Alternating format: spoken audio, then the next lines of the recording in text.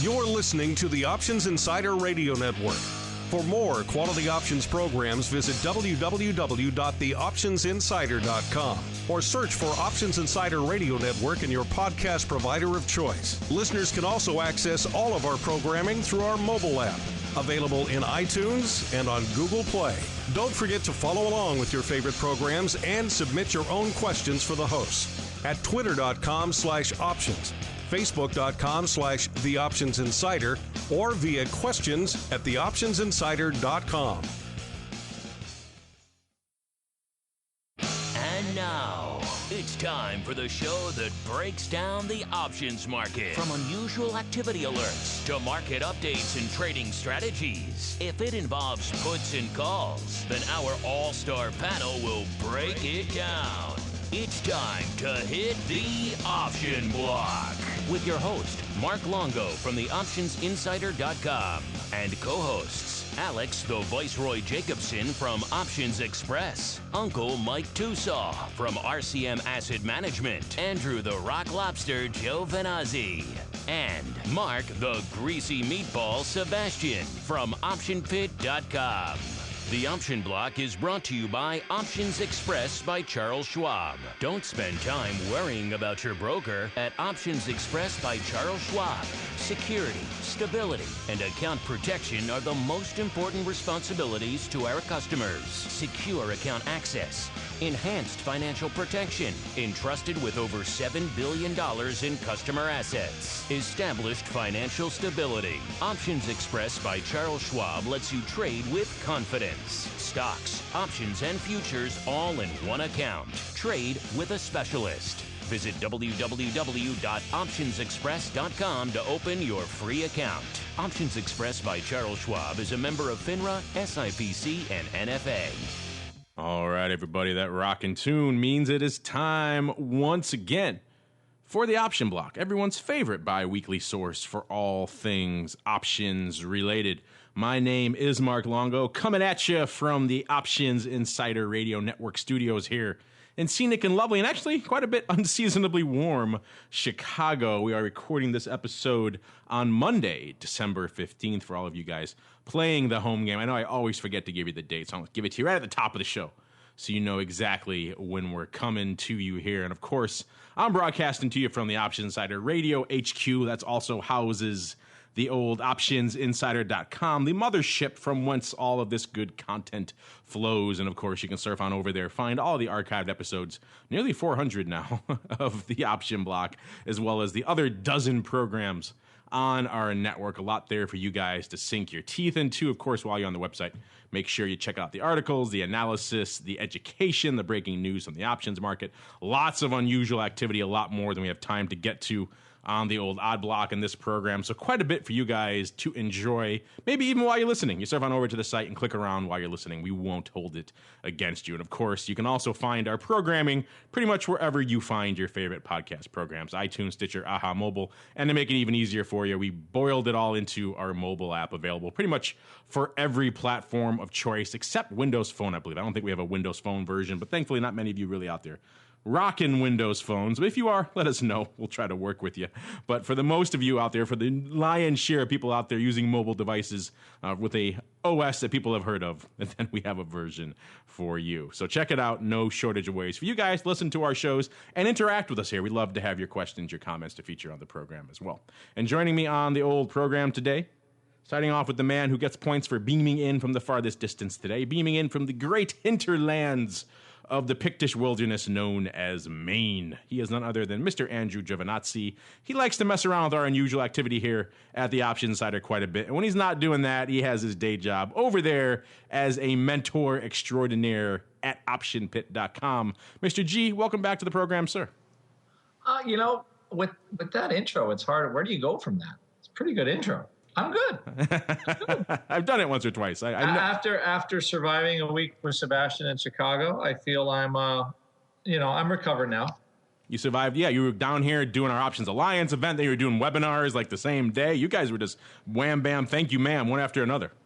Yes, it's basically 12 straight hours a day at least of just either recording, getting the business done, business development, all that kind of stuff for us. Our little mentoring site grows every year. Oh my gosh, much like the arc of the Option Insider Radio Network. Maybe one could say they're correlated. Who knows? There might be a wee bit of correlation there. And I can feel for Sebastian. He's got to get his $50 worth when he buys that freight ticket for you in the bottom of the cargo plane from Maine. He feels he has to get his money's worth, so he really puts you to work the entire time that you're here. I've graduated from going from the back of the truck now to actually in a flying apparatus. There you go. Moving on up in the world, sir. Glad to hear it.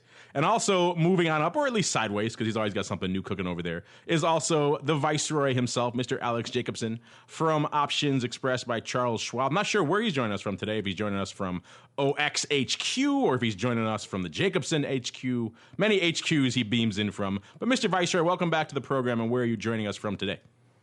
Mark, it's good to be here. I am at Casa Jacobson, the house of many clocks and dogs, and I don't have one green on my screen. Everything I look at was down today.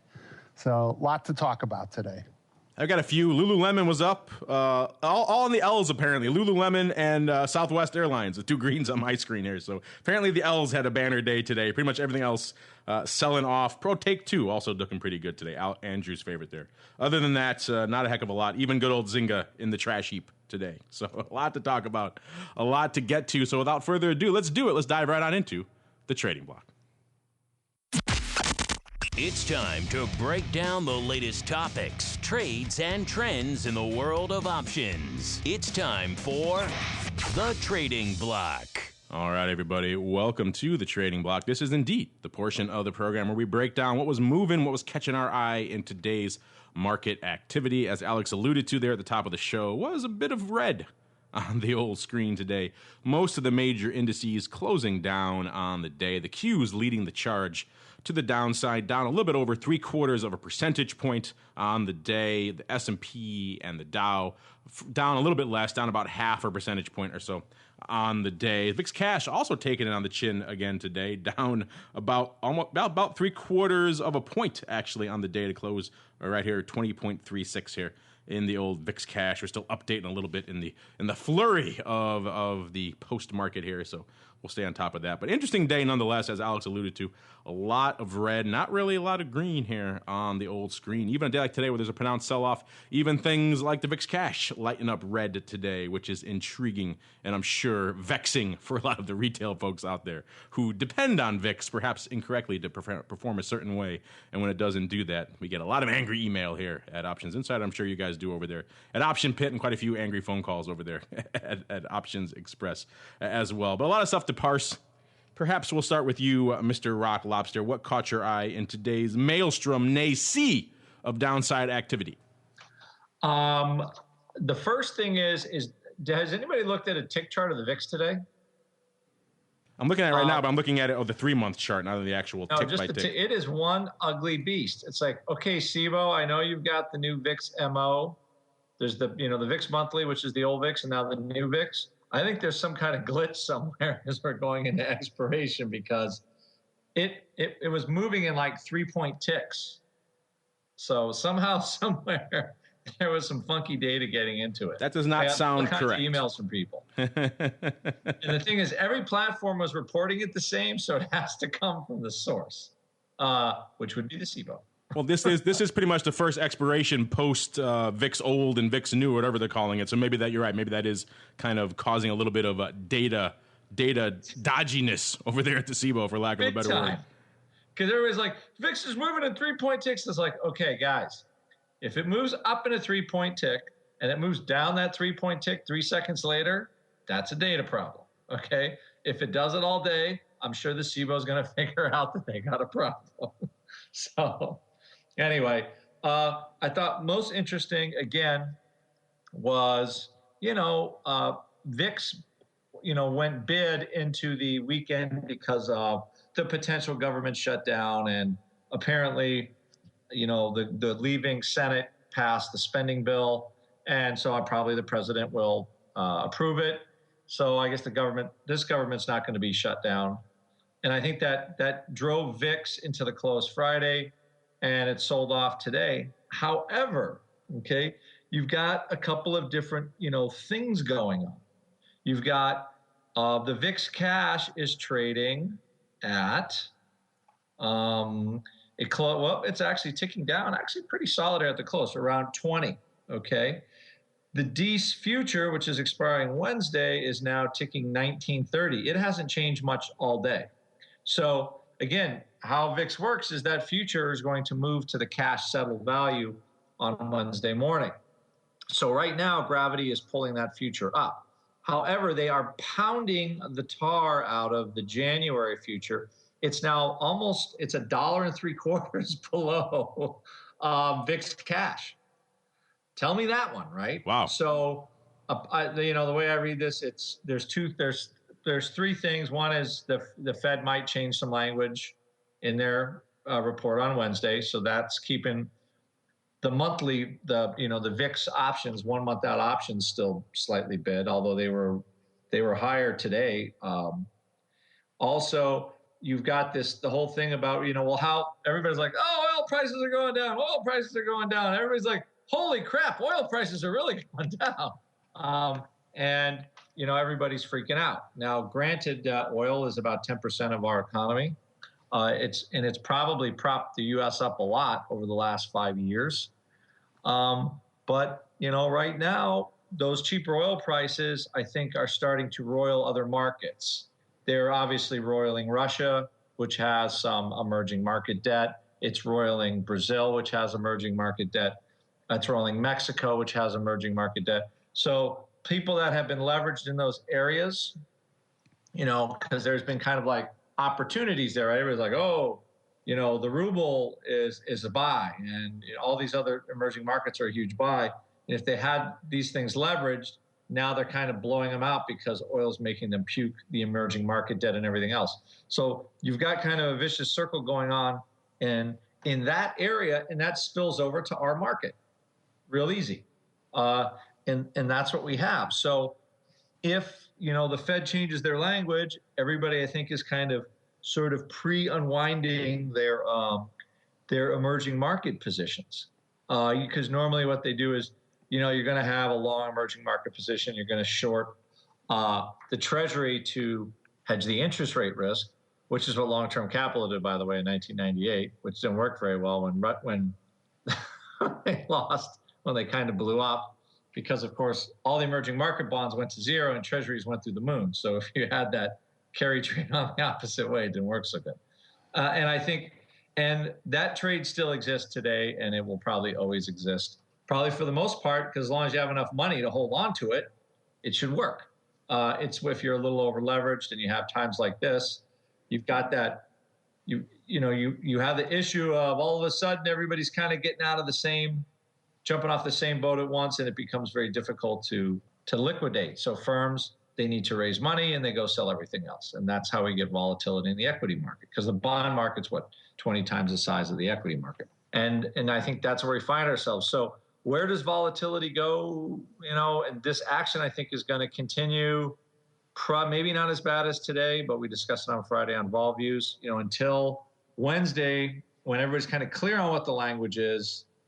That probably there will be some sort of, at least for 1 month anyway, there will be an end to the discussion, and things maybe will start to chill out, normalize a little bit. That's kind of where we are. There's a lot to bite into there with what you were talking about. Many different aspects, the VIX, glitches, oil. We'll get to all of that. But before I do that, let's bring on the old Viceroy as well, Mr. Alex Jacobson. Alex, what was going on over there at OX today? What really caught your eye in today's market activity? Well, when I reached out to John Grigas, he said trading is still dominated by oil and oil-related issues. And we've had customers bottom fishing for a while and clearly have been either wrong or early. The other thing we're seeing, and that's an interest rate plays. I mean, the 10-year, Andrew was talking about a lot of the geopolitical stuff that's going on, but man, look at the sovereigns. And I know every time I say this, I get the listeners who roll their eyes, but the Japanese 10-year is trading under a 0.38 yield. We're at 211. The Russian 10-year, Andrew talked a little bit about Russian. The Russian 10-year, I think, is bouncing off 14 or 15. And to Andrew's point, some of the emerging markets, you're starting to get a lot of conversation about a possible default. And I don't think anybody trusts the Russians not to do something sneaky. So, you're starting to hear stories about a default again. And Andrew kind of showcased it. A year ago, the big play was the emerging markets, the BRICS. Boy, that has turned around so quickly with the move in oil. Oil has almost halved off its highs. The ruble has halved in the last few weeks. So there's a lot of geopolitical stuff going on. I think many of us were expecting a Santa Claus rally and a lower VIX, probably 12, 13, and we're getting exactly the opposite. Yeah, a lot of interesting factors at work these days.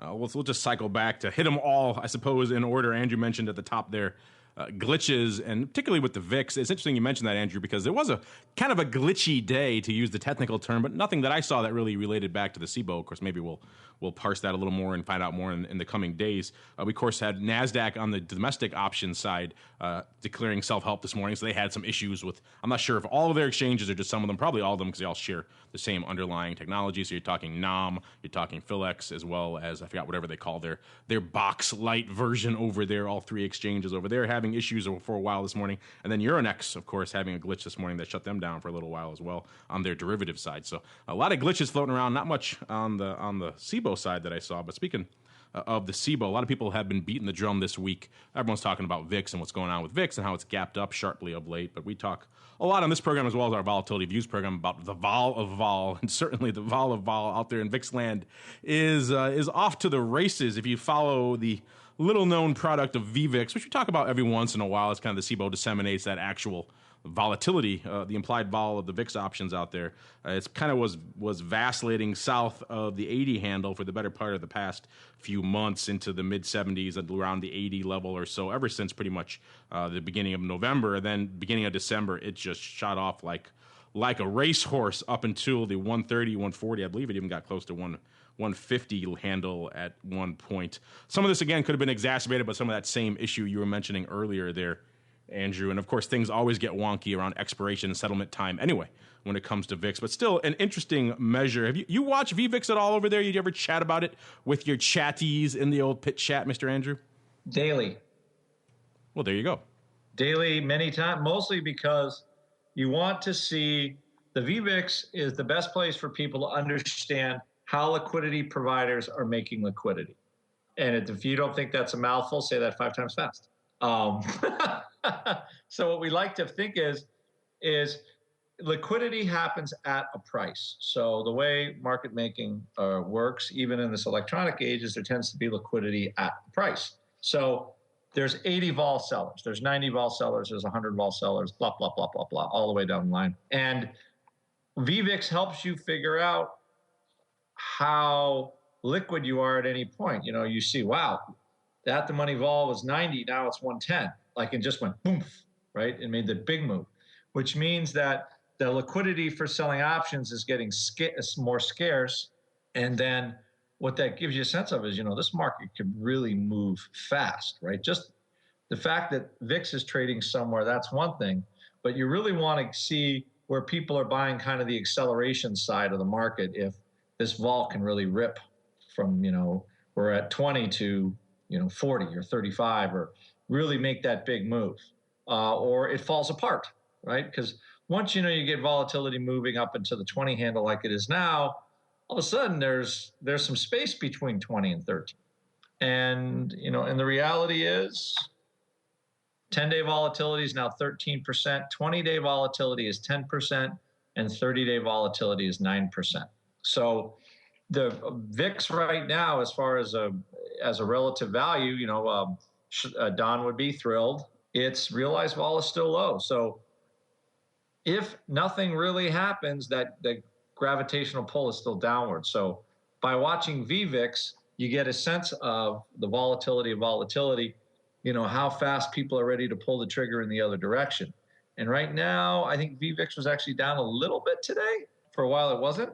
And it, it was about flat on the day, the best it did, and it is starting to just ring into the bottom side. So there's a little bit less pressure on volatility, essentially meaning some sellers have come in toward the end of the day at this level. And that, what that does is that creates, at least it gives me a mind of that this could kind of be over, and I'm looking to set up for things that have a little bit of launch to them, like launch meaning SPX from 1990 to, 2030. So you can catch a 40 handle move in the SPX or something like that. So VVIX, for as useful as it is, doesn't really get a lot of love. Maybe, partly our own fault, too. We don't talk about as much on vol views as perhaps we should. So maybe I'll start adding that into our rotation on a more regular basis when we're running down. That would be a good idea in the range for the week. Yeah, we're running down VIX options, VIX cash, VIX futures, everything else, VXST. Makes sense to throw the VVIX in there as well to get a little bit of that love as well, see what's cooking in that neck of the woods. Speaking of what's cooking, we touched on oil as well. We can't wrap up the trading block without talking about oil. It seems like everyone and their mother has oil on the brain these days, and that's not really unwarranted. I was just pulling up the quotes here for WTI and Brent, and this is just crazy town. Brent hovering around the 60 handle, WTI the early month strip here, the Jan through March or so, the futures 55 at the 55 handle. It is crazy town out there in crude land, however you want to parse it, whichever product you're looking at, whichever your poison of choice is out there, taking it on the chin. And who's taking it on the chin, of course, are the speculators out there. The most recent data came in from the CFTC. They, of course, track the commitments of speculators and hedgers out there. And this is their most recent data. Remember, they're a little bit trailing. They come out this is for the data for the week ended December 9th. So this is still well into the sell-off, but not this week, of course. But so a little bit dated, but still, they show that pretty much managers across the board, speculators, hedgers, they increased their net long positions in crude to the highest levels in about 2 months over that period. So not exactly perhaps the best timing. Of course, it's hard to really fault them for that. I think most people thought when crude got into that mid to low 70 handle range that was the brunt of it. Certainly when it broke 70, that was going to be the tail end of it and it's going to reverse. And certainly seems like a lot of institutional paper followed that sentiment as well. The net long position in WTI, this is futures and options, rose by about 7,000 contracts, nearly 200,000 contracts. A week ended December 9th. Short positions decreasing by about 8.5% as well.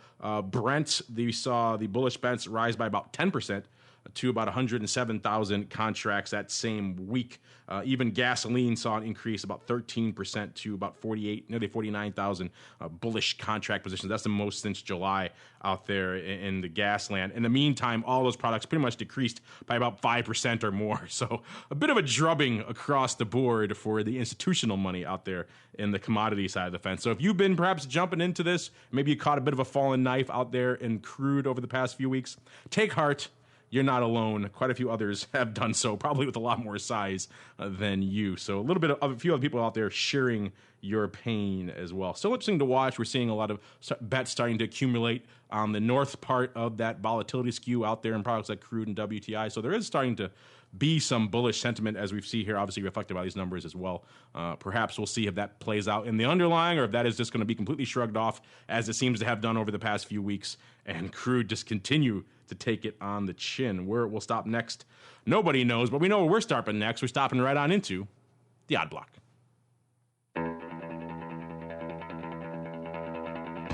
It's time to break down the most interesting, unusual, and downright questionable options activity that's been identified by theoptionsinsider.com. It's time for the Odd Block.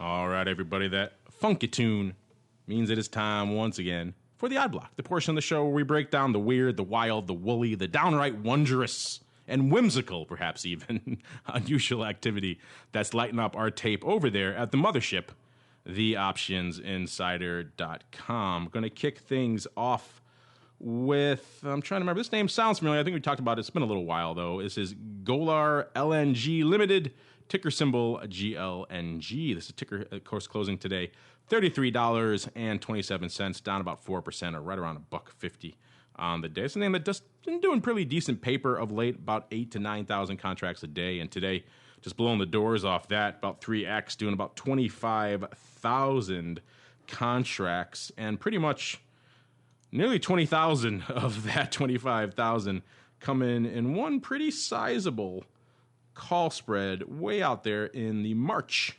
expiration cycle. In particular, what we highlighted here was the March 40-60 call spread going up 9,500 times when we profiled. It looks like a little bit more followed through after the fact, going up for $3.80. It was pretty much two big blocks that it went up on. A total of looks like 10,000 and some change went up on both of these strikes today. So a little bit of paper filtering in after the fact. Open interest on the 60 strike, about 12,000. Open interest on the 40 strike, about 47. So clearly opening on the 40s. This has all the hallmarks of a bit of the old roll down. This guy perhaps having to readjust his optimistic outlook here on good old GLNG from the 60 handle, which seems perhaps a wee bit, shall we say, over-optimistic right now, to perhaps a little bit more relevant, a little bit more realistic, at least in the through March timeframe, 40 handle here on the old GLNG, taking probably a bit of a hit on those 60s as well. So, all right, and of course, we talk a lot about people rolling with house money on this show. This is kind of a little bit the opposite. This guy's actually rolling with his own money because he's trying to double down and say, if you love it at 60, you got to really love it at 40. So we'll pay attention to this one and see if our friend is perhaps on the better end of the curve. Looking at the near-term chart here for GLNG, certainly the 40 handle, way more sensible. Of course, it wasn't that long ago. It was only in mid-September.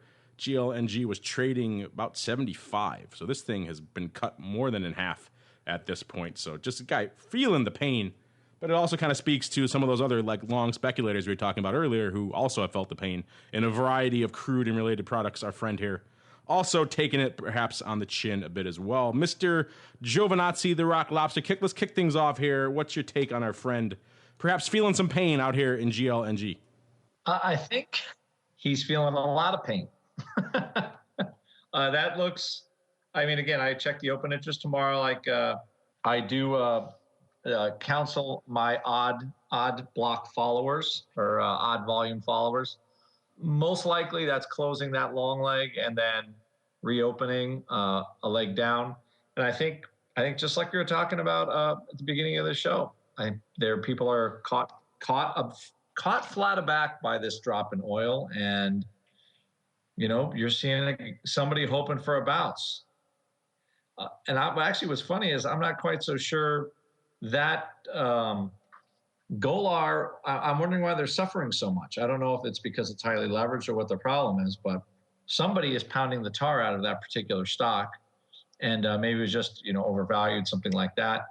But the fact that oil is so cheap means what? People aren't going to use natural gas at $4 a BTU or whatever. So I'm not quite sure what the rationale is for the sell-off in that name, but it is there nonetheless. And I think we have somebody, instead of a house money roll, it's like you said, we'll just call that a wallet roll. The house money roll is somebody else's money, and the wallet roll is your own. This is a wallet roll. Coining new terms every day here on the old Odd Block. That's the kind of roll you don't want to have. That is the no bueno roll. So if you're paying attention, listeners, wallet roll, no good. House money roll, excellent. You want a lot of those in your future. Hopefully you have a few of those coming your way very soon. As we move on to our next victim here on the old Odd Block segment. This one, I believe a newcomer to the old Odd Block segment. This is AGCO Corporation, ticker symbol appropriately enough, AGCO.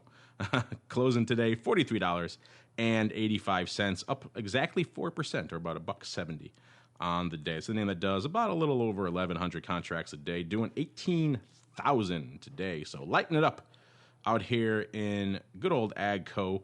And pretty much of that 18,000, 13,000 of them coming on one really, really active strike.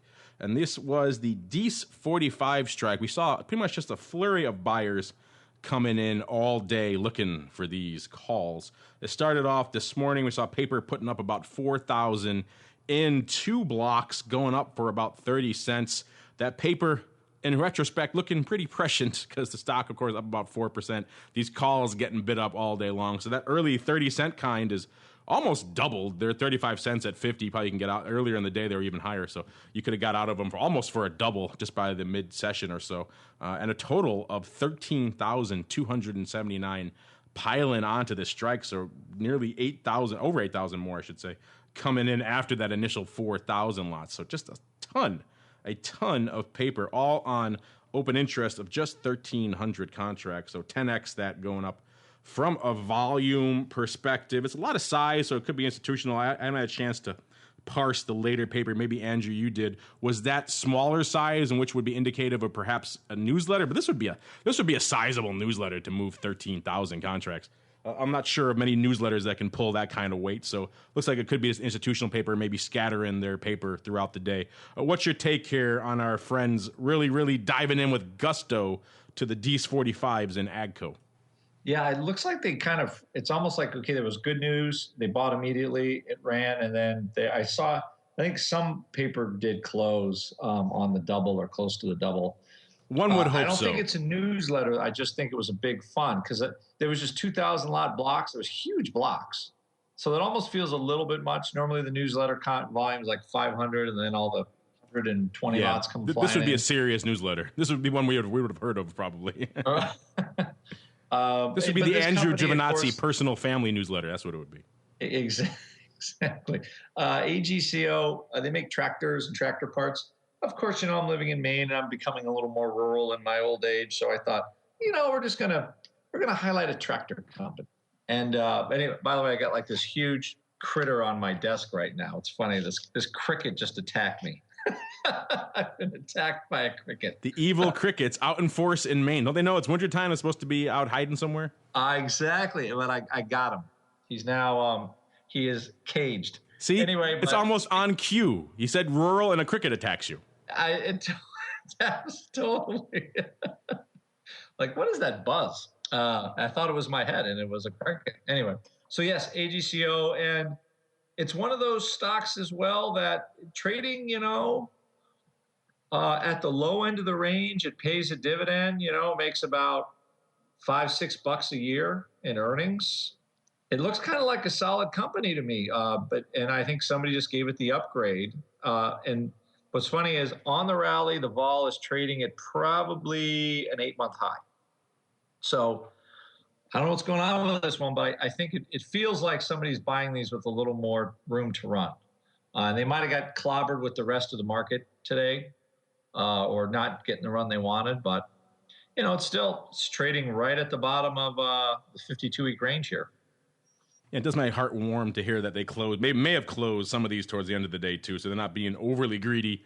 They saw an intraday doubling of an out-of-the-money call, and they said, that's pretty good. We'll take it. You don't see that too often. I see a little bit of close. Not a lot, but a little bit of some up here. It looks like they still have the lion's share of this still open. So still hoping for some extended upside here in good old AGCO. Meanwhile, we're going to roll on into our final name of the day. This is everyone's favorite, of course, mine as well. This is Neptune Tech, ticker symbol, as I type it in here, NEPT. This is our token cheapy name for the day, this one. If that price we just mentioned, those prices we were just talking about, were a little bit too rich for your blood, don't worry, we've got you covered. Neptune Tech closing today, $1.92, off about 4 cents or about 2% on today's activity. And surprise, surprise, what do you think, listeners? What do you think people were out there trading? They were trading some upside calls. This is the name that you might expect. Does about 300 contracts a day, not really lighting it up. Doing about nearly 5,000 today, so a lot of paper going up here. And 4,700 of that nearly 5,000 going up, and pretty much one, I guess you can call it upside. It's the 2 strike, so 8 cents out of the money. The Jan 2s lighting it up today to the tune of nearly 5,000, 4,729 to be precise. Let me just look here really quickly to make sure Yes, that is pretty much the only paper, except for a 7 lot of the Jan 1s. This trade, this 4,729, makes up the entirety of the liquidity in Neptune Tech today. And what we saw was paper hungering for some at-the-money / upside here in Neptune Tech to the tune of, like I said, a ton going up. They started going up this morning for 15 cents, and as you might imagine, as the buy-in kept coming, that price went up a little bit. They went up 15 cents at a quarter, so I'm guessing they got quite a few at the 20-cent level as well. So this guy, whoever it is, really, really loving some upside here, or I should say really at the money, really, in Neptune Tech, only 8 cents out of the money. We do have earnings coming up on the 14th, so it should be noted this is in the earnings cycle, so it probably, all other things considered, is probably a bit of an earnings play. I can't imagine another reason why you would pile into so many of these very, very, very illiquid options otherwise, but there could be something else afoot here. But looks like open-in buy-in paper for some size going into earnings. Mr. Rock Lobster, take us home. What's your take on our friend here? Really, really loving some Jan 2s here in Neptune. That's about as much Jan 2 love as you can imagine. That's a lot of love. Actually, I think I try to add it up here. There's almost more trade on that strike than there is the open interest in the entire name. Really? You're right. I'm looking here. There is not a lot. There's about a 1,800 lot of the D's 2s, and that's really pretty much it. There's not very much. That just gives you an idea of how large this particular trade is in here. He did all of the Neptune today. So what's somebody, I guess, maybe a biotech fund said, hey, these things are cheap. I know Alex is shaking his head. He's like, why would you buy a 20-cent option in a $1.92 stock? Because I can hear the Viceroy harumphing in the background. Yet this is what everybody did. They bought a bunch of this stuff. And, just some funky biotech waiting for earnings. But that 10%, don't forget, it's still a relatively sizable move. You need at least a 10% move minimum, 15% move to break even buying these calls. So I'm not going to say it can't happen, but somebody's looking for some news. And I don't think the earnings came out. They're supposed to be out today, but we still have this jump and vol. So the whole thing is just weird. That's all I'm going to say. It's a curious thing, what we got going on here with Neptune Technology. Yeah, it says here the earnings are going to be out on the 14th of January. Maybe they jumped the gun there a little bit. I don't know. These ones. Oh, yeah, I'm sorry. Yep, you're right. These ones are always weird. Their earnings dates a bit fluid. Earnings are in quotes usually as well with these names. I was having a mental block. I kept seeing one and seeing 12. It's that cricket. It's that damn cricket. He's just messed you up for the rest of the show. And he just flew around my head, and he just took what left of brain power I had left for the end of the day. It's your own Jiminy Cricket, but he siphons off your consciousness instead of giving you a conscience. I killed him. There you go. That'll do it too. All right, listeners, before we can slaughter any more insects, we're going to keep on rolling right on into the Xpress Block. The Express Block, brought to you by Options Express by Charles Schwab. Options Express by Charles Schwab lets you trade where and when you want for every level of trading. From advanced charting, free daily trading ideas, and free educational resources. Options Express by Charles Schwab is the online broker for all traders. Best of all, Options Express by Charles Schwab lets you trade stocks, options, and futures all in a single account on powerful yet easy-use trading platforms, including mobile devices. Visit optionsexpress.com for your free account. Options Express by Charles Schwab is a member of FINRA, SIPC, and NFA. All right, listeners, you know the drill. This is indeed the portion of the show where the Viceroy takes us behind the scenes into the land known as Options Express by Charles Schwab, teaches us a little bit about what the customers are up to, what the trading desk is seeing, some of the interesting questions and insights they're receiving from the clients and the communities, as well as some of the cool new tools they have coming down the pike over there at OX. So, Mr. Viceroy, which of the above shall you entertain us with today, sir? We're going to do a cool new tool, and it's not a brand new tool, but it's amongst the cooler tools here at OX. And it's a tool we've talked about before, the walk limit. And I know many of you who listen to the show are what I would refer to as a savvy trader or a clever trader. And whenever you bring an order to the marketplace, whether it's a single-legged option or a spread, a 2-leg spread, a 4-leg spread, a 3-leg spread, you generally try to do better than the market that's visible on the screen.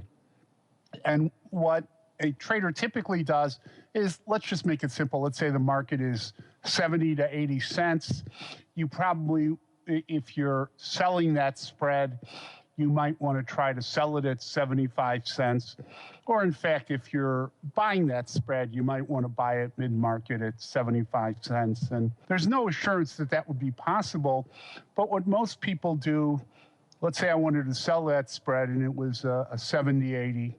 I'd put an order in at 75 cents and I leave it out there for a while, and maybe I do another trade, or maybe I take my eyes off the trading screen or look at another screen or focus back on Bloomberg or CNBC and look to see if I got a fill. And if I didn't, I might cancel the trade and replace it with, if it's a spread trade and it trades in pennies, 74 cents.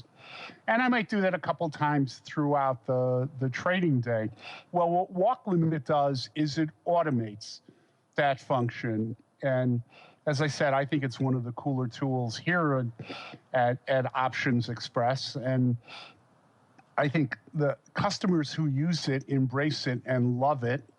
One of the challenges we have is getting people to kind of break their habit of doing the cancel and replace themselves and letting walk limit does it. Here's what walk limit does. In an example I just gave, it would allow you to enter a 75-cent limit and leave it out there for a specific period of time, and you can even specify the period of time. If it were a day like today where markets were reasonably active, maybe you'd want to only leave that limit out there for 2 or 3 seconds. On a quieter day, you might want to leave that limit out there for 10 or 15 seconds. So you can specify the amount of time you want to leave that limit out there in the market, and then you can specify what you want your next limit to be. So in walk limit, you could start the auction at 75 cents, leave it out there for 2 seconds, reduce it by a penny, 74 cents, leave it out there for 2 seconds. The tool does all that for you automatically.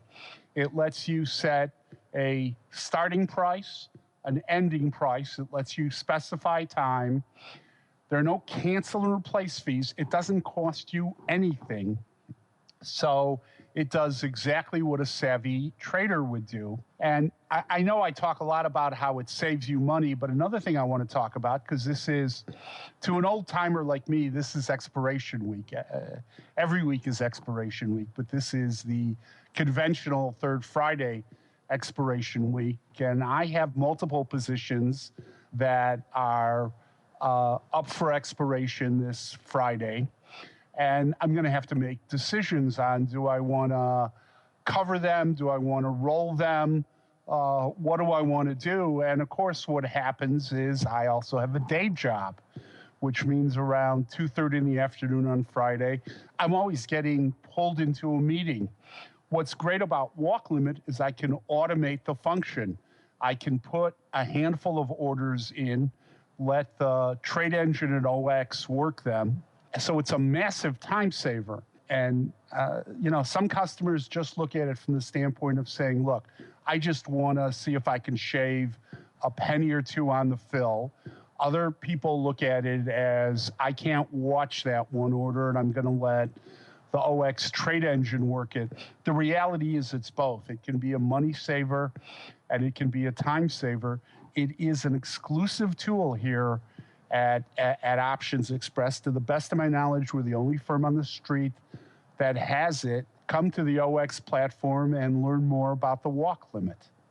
Yeah, I've said it before on the show, but that is an excellent tool, and I'm still amazed that no other firm has followed your lead and copied that one straight up, because it is such a useful thing. I think that shows probably how much work actually goes into creating a tool like that. It's not as easy as just seeing that and saying, oh, we want to offer that too. A lot goes on behind the scenes. And, if you're one of these people who says, oh, I want to get my my cheapest commissions possible. But then a firm like OX can offer a tool like walk limit. You get one trade off that you maybe wouldn't have gotten off before, or you get it off at a better price than you wouldn't have gotten off before with that kind of tool because you're busy. You're like Alex or pretty much everyone else on the planet listening to this show. You probably have a day job. You can't babysit your positions all day, even though you might like to. Then if that gets you one or two trades you wouldn't have gotten or better prices than you wouldn't have gotten, then you're definitely to the north on that equation. So good stuff, Mr. Alex. Check it out over there at optionsexpress.com if you'd like to know more. Meanwhile, it's that time of the week. We're going to keep on rolling. Mr. Tusaw is not here. We want to give you guys a chance instead to shine and answer a few of your questions. So we'll keep on rolling right on into the mail block.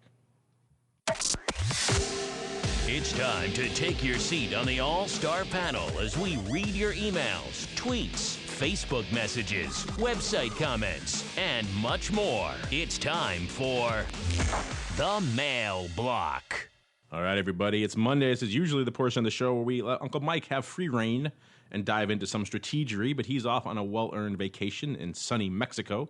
So we'll be strategery-less this week, sans strategery this week, but we'll make it up for you guys with some extra listener mail. As you might expect, a lot of people focusing on the crude tip this week, so we'll dive into a few of those. First off, we have a question here from Mr. Josh B. Pretty straightforward. He writes, what is your favorite product to use for an options play on oil? We talked about this many different times in the past in different variations. It kind of really depends on what your outlook is, on what your need is. We've kind of maligned USO, perhaps fairly or unfairly, depending on your point of view, on the show. But that is definitely much more of a broad spectrum type play on the providers and the general sector as a whole, the index, as opposed to a straight up spec on crude. XLE also kind of fallen into that mantle of a broader type energy play. Whereas for me, if I want to, it sounds like you want to spec on crude, you have a viewpoint on it. I've always been much more of a direct product proponent. So you're talking the WTI stuff.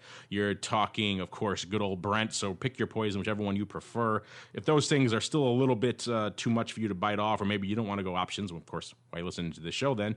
There are, of course, the futures as well. And those are even still a little bit too big. There are also the E-mini oil products over there at the CME. I believe they're about 500 barrels versus about 1,000 barrels for the big futures there. So a little bit of a size savings there if that's too much for you to bite off. But I've always been a fan of, if you want to spec on something, then go direct. If you have some more of a broad interest in the sector as a whole and how that performs, or some viewpoint on how perhaps USO or XLE specifically are going to perform, then of course go with those products. But if you're talking straight up oil, you got to go where that product is, and that's where, the Brent and WTI and all that fun stuff. Mr. Rock Lobster, you're not free to take counterpoint. Extol to me the virtues of your beloved USO. Now it's my beloved USO. Yes, you own it. The thing was, it works. Let's just say it'll work for short periods of time. Is it the most efficient way? We have a lot of clients that just trade the CL futures and options. But sometimes because USO is the kind of more retail product, things might get a little more out of whack. It's a little, I think USO is a good short-term product. I think it makes an awful long-term product. So if you want to look at more sort of short-term type trades and you don't want to have to deal with the funky future settlement, USO is a little more vanilla product, although it doesn't give you, it'll give you the percentage moves, but it doesn't give you, as sexy moves as like the crude futures will when they really start moving around a little bit. So, but that being said, it's, I think, shorter term, USO can be a good trade when the market's relatively volatile. But for the most part, the future options on probably crude are going to be a little better for you. Long-term plays with USO, I just think the product does not work very well as kind of a long-term product. It tends to be a little clunky.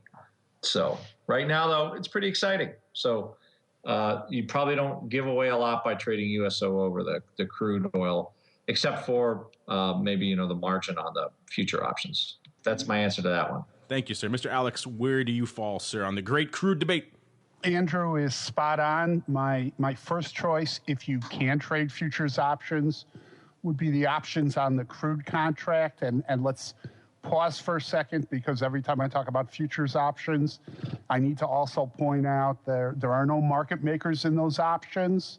and you need to understand settlement. You need to understand trading hours. Andrew talked in depth about that.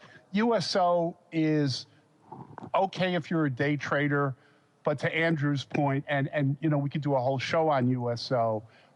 It stinks as a longer term product.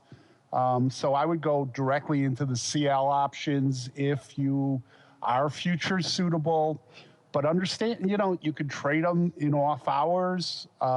Be aware of that. Be aware when expiration is. You get better margin treatment. I think Andrew said it all. USO is the dirtiest shirt in the group. But, if you're trading in an account that can't have leverage and can't do futures, you don't have a lot of choices other than USO. Indeed. That is the unfortunate situation for the large amount of our listeners who, for some reason or other, can't do the futures, and they're stuck with the infinite garbage that is USO. It's time for squeeze in one more, also crude related, kind of a related question as well. Comes in from Elion04. He writes, I think we got a bounce coming in crude. Well, sounds like, Mr. Elion, you agree with a lot of those speculators who got burned last week. He goes on to write, I think we got a bounce coming in crude back to the 75 handle in the next month or two. Best bets. Well, he's looking for, sounds like a related question, looking for some specs here. We mentioned a lot of ways you could just play oil just now. Of course, USO may be a little harder to play that straight up if you're looking at a straight up bounce back in crude.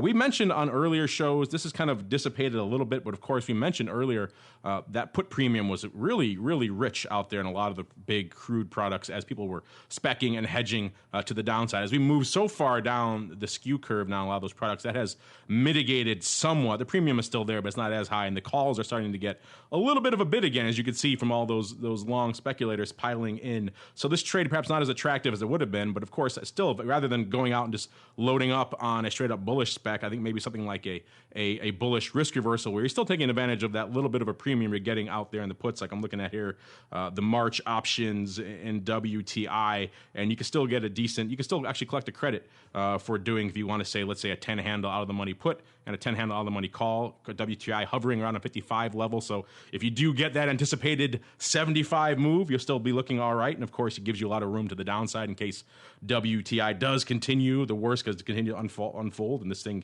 keeps taking it on the chin. You can get in at a fairly decent level. Of course, you can mix and match those strikes till your heart is content. But that's probably the way I would approach it if I had that outlook, instead of rather than just going up and loading up on maybe an at the money or a vertical, because if you're selling that vertical, you're not getting that much for it. The calls are a little bit more bid than they were, but they're still not that juicy. So it might be rather than buying that vertical, you could do that bullish risk reversal. I'm always partial to the bullish risk reversal anyway.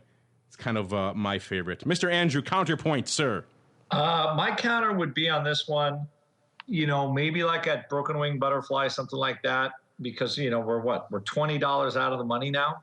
I don't know how much you want to spend on it. If 75 is the goal, generally I would say you could try a Broken Wing Butterfly where, maybe you buy the 75 strike or you buy maybe the 70 strike and you structure it in CL where you put the trade on for credit. That way, if oil keeps falling down, you're going to keep the credit. And if it actually rallies in the next 2 months, that fly should be worth something. So it depends how, again, aggressive you want to be on that. My guess though would be, since vol is so high, you don't want to spend the premium dollars for it. So the risk reversal's not a bad idea, but it's very, you do have that short leg, which could be a little bit sticky with oil if it goes down another $10. Which, what's the worst that can happen in crude right now, Andrew? Yeah, you can go to 40. And that was you the last dire number pessimist, you. Yeah, nothing. That's why I said pick your strikes. What's keeping it from going to 40? The thing with crude oil, I got a lot of education today on crude, is it doesn't have a forever span after you pull it out of the ground. So if they're pumping, they got to sell it. And if they're not cutting production, how low can it go? It can go pretty darn low. So all I would do is I would control the risk on the downside with that and try to find a trade where you could create where you're not net long volatility. Because if oil does, for whatever reason, start to bounce back to 58, 59, 60, 62, and kind of meander back, they're going to destroy the implied volatility in the options. and your position has to make sure that you understand that. It's got to work. All right, Mr. Viceroy, third time's the charm. You got a broken wing fly. You got a bullish risk reversal. I'm guessing you're gonna go crazy, maybe like an iron condor swap. No, I'm gonna suggest something absolutely bizarre, and that's I'd look at one of the emerging market economies that's most leveraged to oil, and I'd buy a vertical in something like the RSX. If you think it's going to come back, one of the biggest beneficiaries would be Russia. So I'd look at Russia, I'd look at Brazil, I'd look at Venezuela. I'm not saying that's my first choice. You guys pretty much handled the first and second choice. A vertical in the light crude contract. The point you both made, there's no vol in those out of the monies. But I'd look for something where there is some vol, and I would either try to craft something like a vertical in something that's leveraged to oil. When I started in this business, my first job was on the floor of the Merck. And one of the questions that the guy who was mentoring me sort of hammered into me is, how do you trade housing numbers? Because there were no housing products then. There was no Case-Shiller. And he said, you trade lumber. Now, I know I've gone off on a tangent here and people are rolling their eyes and saying, is he nuts? You think you're going to get $20 in oil between now and March? I think the thing that might benefit the most would be the RSX. So I'd come about it from that way, given the fact that both Mark and Andrew looked at kind of the conventional solutions.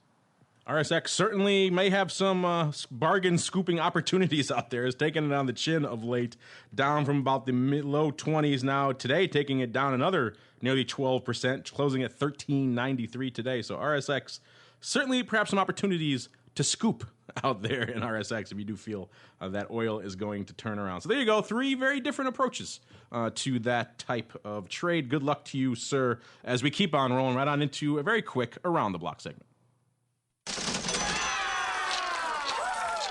It's time to tell you what we'll be watching on our trading screens until the next episode. It's time for Around the Block. All right, everybody, welcome to Around the Block. You know the drill by now. It's where we tell you what we're watching for the rest of this week. Surprise, surprise, there still are a few earnings. Not many, but there still are a few on the horizon. We've got Blackberry and Nike coming up. Nike on the 18th. Blackberry on the 19th. So if you haven't exhausted your love of earnings, want to trade a few more, there's a couple more you may have heard of out there. Of course, we have the Fed coming up this week, so that'll be kind of interesting as well. See how this continued slump in oil weighs into their calculations. They now have another metric to deal with, and how that's shaping up the macro picture might be very interesting. Mr. Viceroy, in addition to all those things, what are you paying attention to this week? Looking at the 10-year, looking at the VIX, and looking at the price of oil, I think this is a macro-driven market. I expected a Santa Claus rally. Our 10-year down at 211. If we continue to see a rush to quality, if gold and oil continue to sell off, gold took out 1,200 today. They're going to rush to buy our 10-year. So I'm looking at three key macro metrics, the rate, energy, and volatility. All right, and the Rock Lobster himself had to run, so I will close up for him, just let him know that he's watching the FOMC minutes, of course, this week, like the rest of us. So we'll pay attention to that. And unfortunately, that's all the time we have for the Around the Block segments, also all the time we have for this episode of the Option Block. But before we go, as always, let's check in with each of our cohorts here on the old All-Star panel. I mentioned Mr. Andrew had to go, so of course, if you're interested in what they're cooking up, surf on over to optionpit.com to learn more about their webinars and classes and videos and all that fun stuff they have cooking over there in the land of the pit. Maybe you can even chat with those guys intraday over there in their pit chat. And Mr. Viceroy, what is coming down the pike in the land of Options Express as we wind it up here into the old holiday season of 2014? I'll just showcase a couple dates. This coming Wednesday, the 17th, 3 webinars. Mike Zaremski is going to do Intro to Futures. Then Nina's going to do part of her continuing education.